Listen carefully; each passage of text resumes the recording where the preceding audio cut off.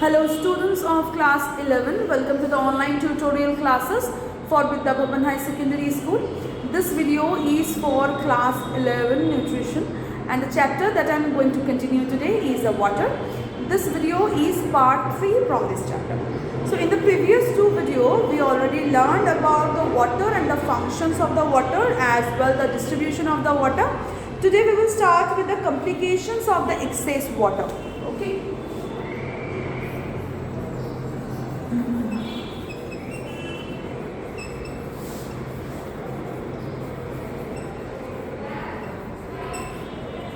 So it sounds very funny, right? That the water, if it is excess, in the last video just we learned that the water is a very important part of our body. But when the water is excess in our body, then it can also comprise of some diseases. So it is actually a funny thing, but not so funny because it is actually happens. And if the water is excessive in our body, then the diseases may occur. So some water contains significant amount of the heavy metals like arsenic and antimony, these things that can be a very damages, and in our like in the slum areas and sometimes in the village areas in some way where the arsenic concentration is very high in the soil, if the people present here are consuming more amount of the water, then it is very alarming for us because the arsenic related diseases may occur to them. The next is pesticides, insecticides may also be present in the, and it can be extremely harmful. The area located to the grounds and everywhere, and there the pesticides and insecticides are used, and the tap or the water source is nearer to them. If the water is mixed with the pesticides and insecticides and the people present here are consuming a more amount of the water, then it can be accumulated in their body and it can be alarming for them. The next is water may accumulate in the body and producing edema, hypertension, kidney problems. The edema means the water retention on your leg, it got swollen, and also hypertension, that means because the water will be the water in the blood plasma will be increased, so the water volume will be increased. So that is why the hypertension can occur, and the kidney problems. So the kidney actually have a certain amount of the capacity to filtrate out the water. So every day it can only filtrate a certain percentage. So if suddenly it got increased and it will continue, then the kidney will also hamper. The next is accumulation of the water can also cause the dilution of the minerals. Yes, it is also a very important part because in our body, all vitamins and minerals should be in the correct percentage in correct number. So if it got decreased from that, and if the water is more, then it will be mixed with it and the volume will be high, but the mineral concentration will be low, right? So in that way, the mineral loss can also happen, and minerals loss can lead of many diseases that you already know. So now the next theory that I am going to teach you, that is the water balance. Okay, so till this you just understood that the water, if it is water have very important functions in our body.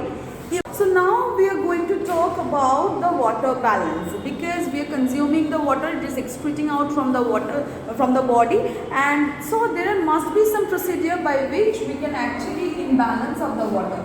So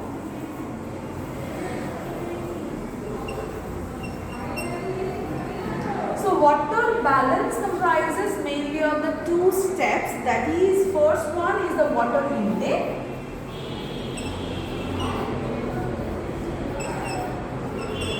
and the second one is the water output.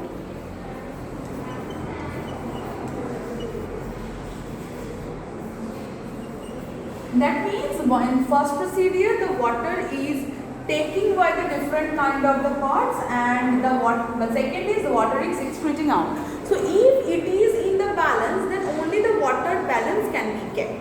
So first the water intake. So the water intake means that is the main source of the water intake is taking the water as the sources, and there are many procedures to take the water. It's like that. Mainly the water in fluids. The second will be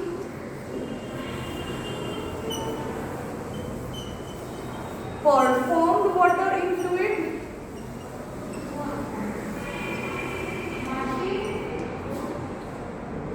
The third one will be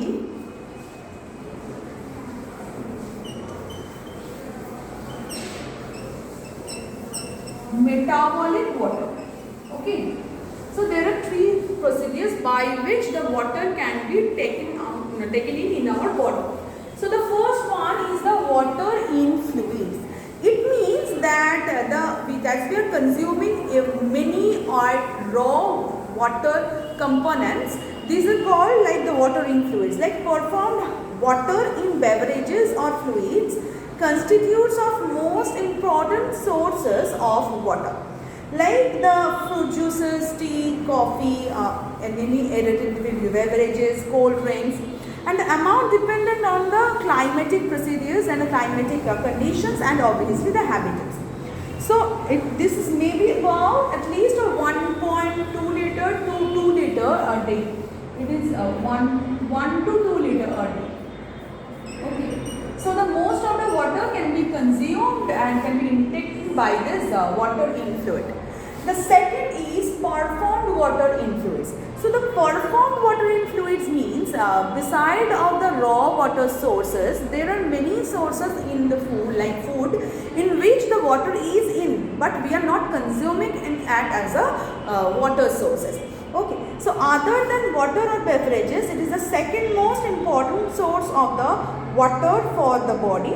So the most of the food contains 50% of the water and slightly less than it.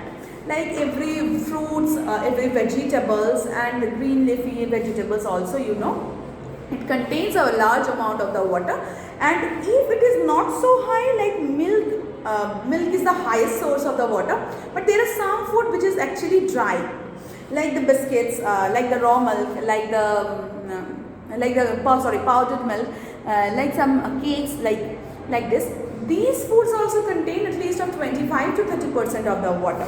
So this is called the performed water of the food. That means it can also give us at least of 25% to 30% of the total water intake of the body by different kind of the foods. That is called the performed water in foods. The next one is the metabolic water. Like either various metabolic reactions, the water that can be produced in the body is called the metabolic water. That means water which is produced from the oxidation of the food within the body is known as the water of oxidation or metabolic water. Water which comes from the oxidation of the food is very important source of the constituents, or it gives at least the 10% of the water. So by the various reactions of the body that are happening every time, like carbohydrate, protein and fat, digestion and absorption procedure, every carbohydrate, protein, fat actually comprises carbon, hydrogen, oxygen mainly. So the production of water is not very difficult for them, and they are actually producing the water in their oxidation reactions, and that can attach at least 10% of the water constituents of the whole percentage. Okay, and 1 gram of starch produces 0.6 gram of the water. 1 gram of protein can produce 0.41 gram of the water. 1 gram of the fat can yield 1.07 gram of the water. So just think that only 1 gram can produce this amount of the water, and we are consuming a lot of grams a day. So this is all about the water intake. In the next video, we will be going to discuss about the water output and the balancing. Till then, thank you.